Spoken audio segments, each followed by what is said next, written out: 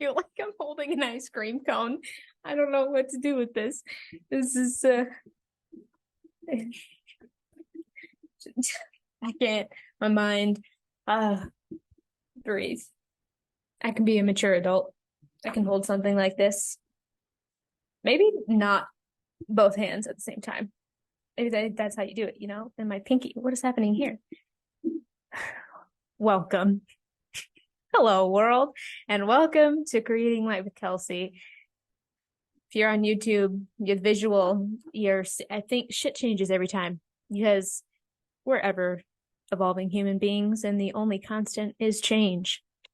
The mic situation. We're figuring it out each time. And it's because, listen, I had it hooked up to the table in my old place when I had like the black and white wispy tapestry. I had a cool desk situation, so you couldn't really see the mic all up in my grill. And then now right here, I have this little table, and you could see it taking up half of the frame, and it was half of my face, and it was just distracting, and I didn't like it. And then I figured out how to dismember the microphone to where I'm just holding it.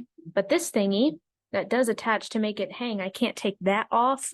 So it's a little clunky there, and I don't know where to put my hands. And then I just want to double fist it and hold it. And then that just looks awkward. And we're figuring it out. It's obviously, I'm discovering the priority of a microphone that I like, and what I like, and what sounds well, and what shows up well on camera. It's it could be a simple solution of someone already being like, yeah, just buy the fucking thing that stands on the table. Like, we already know the answer. It just takes me a little longer to get there. And financially, that's not the priority. So as I figure it out, you see things different along the way. Right now, I just kind of feel like an ice cream cone that I'm holding, among other things. I crack myself up, but here we are in the studio, the lighting situation, the outlets are not working. So my ring light is just not available at the moment. And so I'm using natural lighting, which is changing. The sun could be going down soon. And this is real life. And you show the fuck up anyway. That was a 5-minute intro of after I already introduced the episode. Welcome again. Last week, we talked about family serving some sweet, humble pie to you. They will let you know real quick on what you're working on and your healing journey, if it's integrated into your being. Because if you can, for me, with the raw emotional vulnerability and being seen just hysterical, and we're not there yet with family seeing me like that, which means I get to continuously meet myself in that way and expand the safety of who gets to see me like that.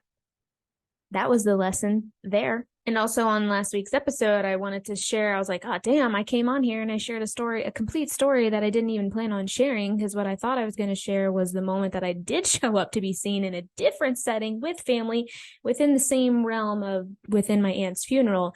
And I saw the ripple effect in that way. But then the very next fucking day, it was like, well, but not to this degree. Here's your pie. So the day before the funeral, I would like to share the moment of how I was able to show up and be seen, and the somatic work stretching my capacity to do that. And then what happened for me afterwards within my body and how I could show up the rest of the day. So I got there. The funeral was August 5th, and I got into town August 2nd. Had a couple days there, already feeling the density, but I slept a lot. I slept real hard because since she had died, knowing that I needed to be going back to Illinois, I was sleeping like absolute shit. And then as soon as I was in Illinois, I could fully rest. It was like, hey, I'm here. We're here in this difficult moment. We're with family. We're closing this cycle of this, not fully, but in the physical sense, because she's dead now, of the very difficult chapter of having a family member with dementia.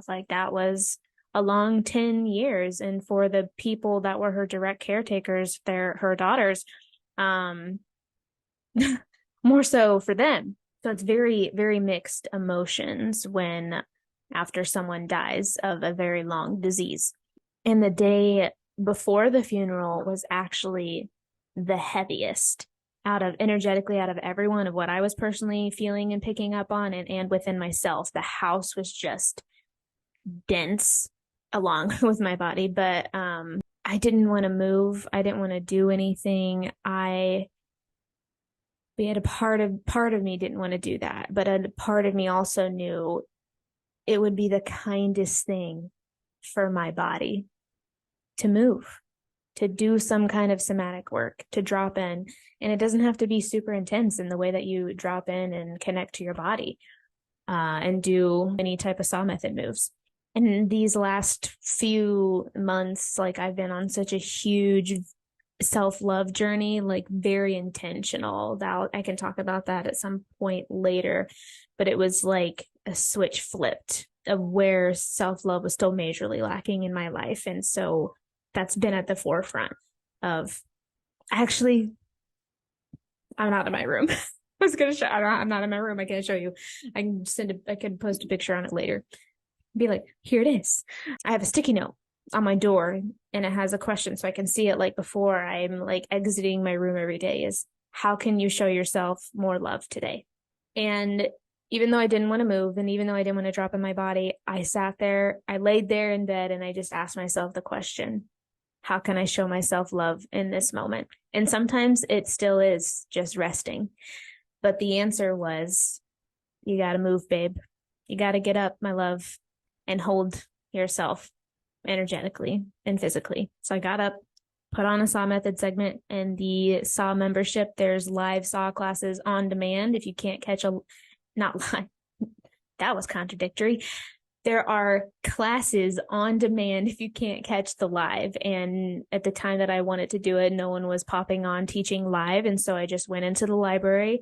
I picked one. I think the one I picked was a title of like accepting uncertainty, being in the midst of uncertainty, something along the lines of that. But mind you, while I'm staying with my cousins, I didn't have privacy because there wasn't extra rooms and things. So the option to do a saw method segment was in the living room.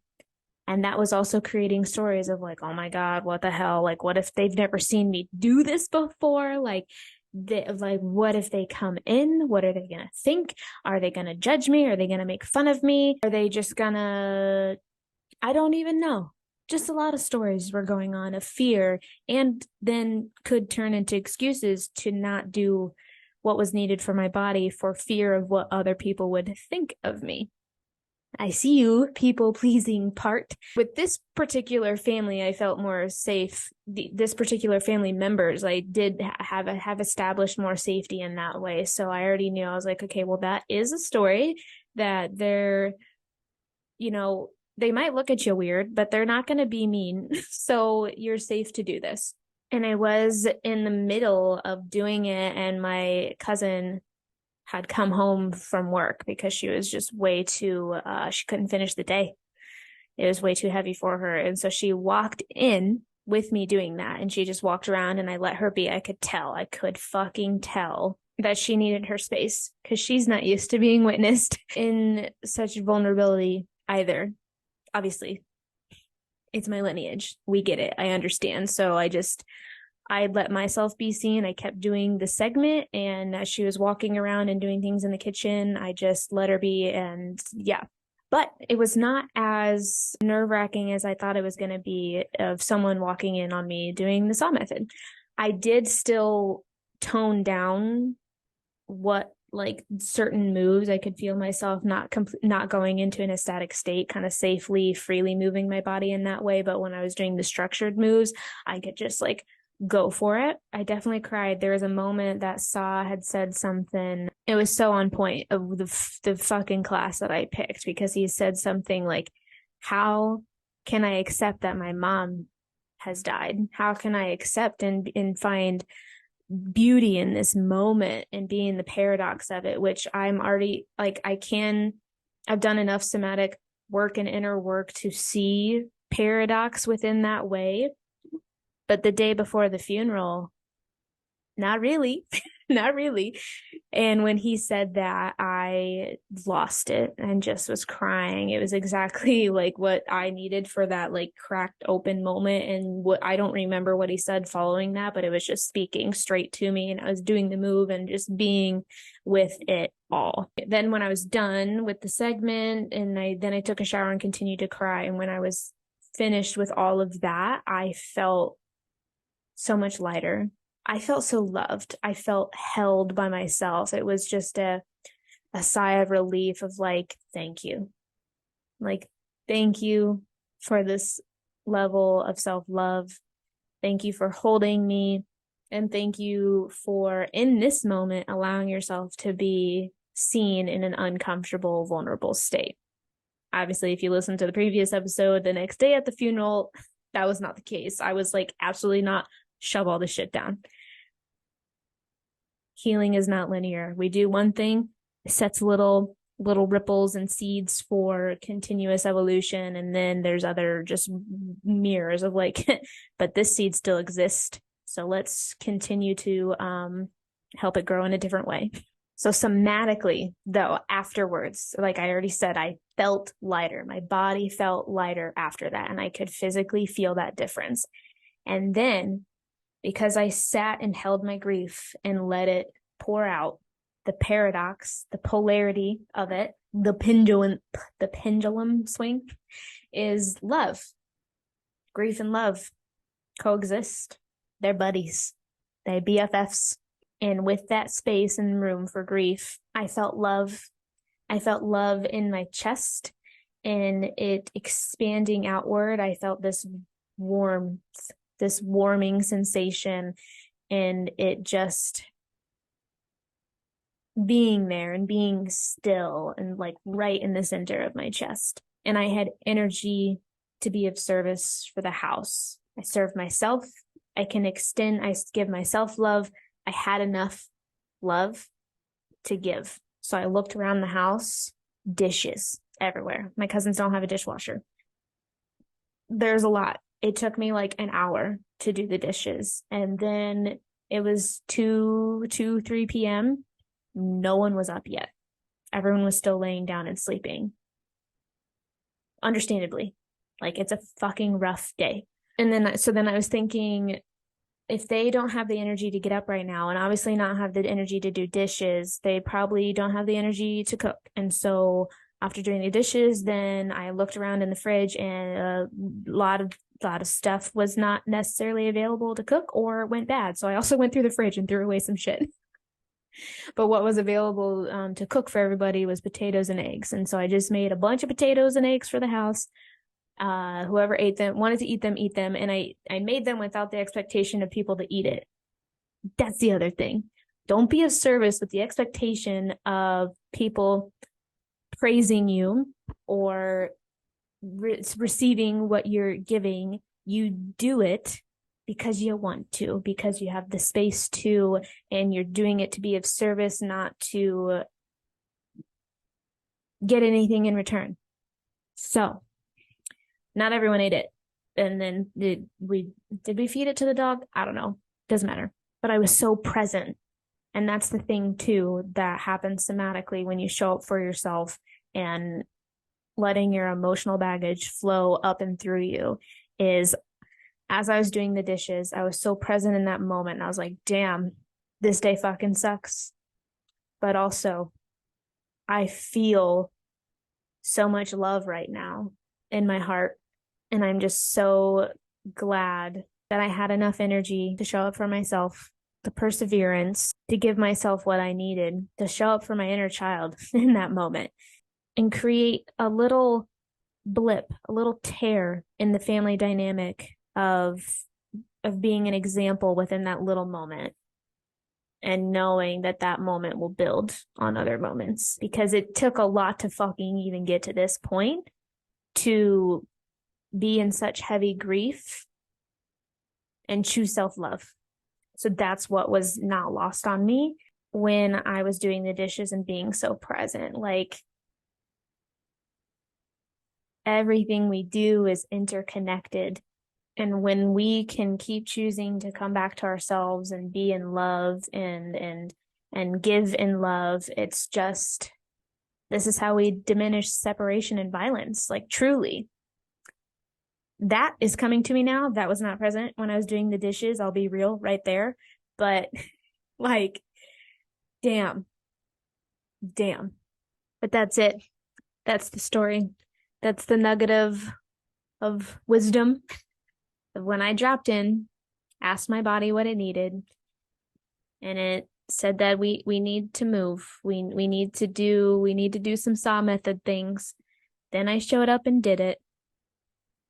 Had an emotional release, shifted some energy, and landed in love in myself and for others. And then I could give when other people were needing support and help.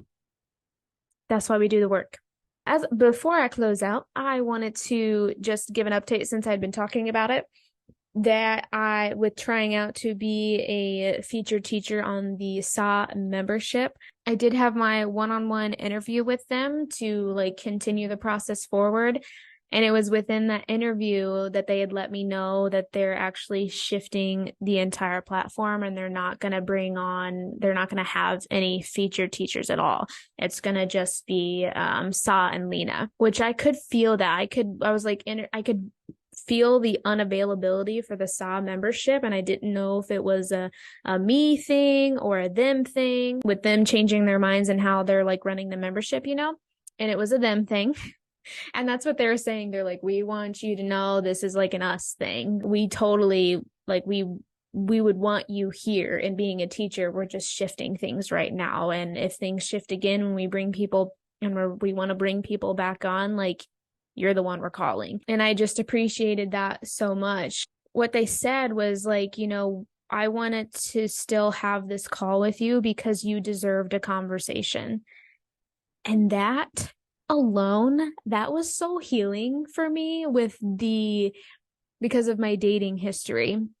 And I know this was like a business relationship, but again, everything is all interconnected. So one thing is led to the other. So even though this was a business relationship of like saying, hey, you deserved a conversation, of like what was trying to happen here is actually not going to work out, and it's not the right time. And I just want to be honest with you and like tell you like what's going on, because in the dating world, I've been dating for like a year now or whatever, and I haven't had like a serious relationship yet. I've dated and had some things for a few months or whatever, but it's never got into that serious relationship. And it's been more me stepping it up and then having that conversation, because I'm looking at this human that I'm trying to co-create something with, and I'm coming to them saying, hey, this is actually not going to work out. This is not this is not going to work out. And I tell them why, and I have a straight up honest conversation. And each time they're like, wow, thank you for your honesty. So for this